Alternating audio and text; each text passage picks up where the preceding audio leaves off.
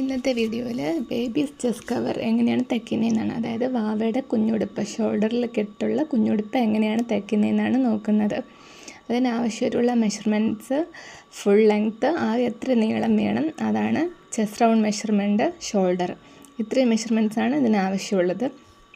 Construction of body part എന്ന് പറയുമ്പോൾ 0-1 full length plus seam allowance plus folding allowance. Full length എത്ര നീളമാണോ ആവശ്യമുള്ളത് അത്, സീം അലവൻസ് തയ്യൽ തുമ്പാണ്, പ്ലസ് ഫോൾഡിങ് അലവൻസ് എന്ന് പറഞ്ഞാൽ മടക്കി തയ്ക്കുന്നതിന് ആവശ്യമായിട്ടുള്ളതാണ് ഫോൾഡിങ് അലവൻസ്. അത് കാൽക്കുലേറ്റ് ചെയ്ത് ഒരു മെഷർമെൻറ്റ് കിട്ടിയിട്ടുണ്ട്.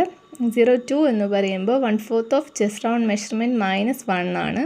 ഇവിടെ 18 ആണ് chest round measurement. Divide by 4 = 4. 4.5യും -1ഉം 3.5യാണ് കിട്ടിയിട്ടുള്ളത്. 0-3 എന്ന് പറയുമ്പോൾ 1/2 of shoulder plus seam allowance എന്നാണ്. 2-4 എന്ന് പറയുന്നത് 1/4 of chest round measurement plus seam allowance plus ലൂസാണ്.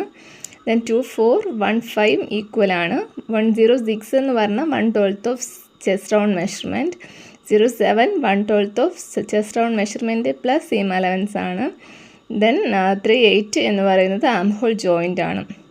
ദെൻ സ്റ്റാൻഡ് എന്ന് പറയുന്നത് മേളിൽ കെട്ടുന്ന വള്ളിയുടെ മെഷർമെൻറ്റാണ്. 0-1 എന്ന് പറയുന്നത് 7 ആണ്. 0-1 = 2-3 ഈക്വൽ ആണ്. 2 എന്ന് പറയുന്നത് 2 ആണ്.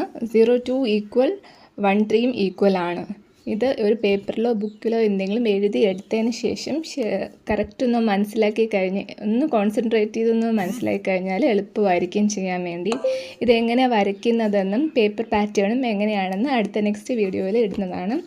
അപ്പോൾ എല്ലാവരും മറക്കാതെ കാണാം. Thank you.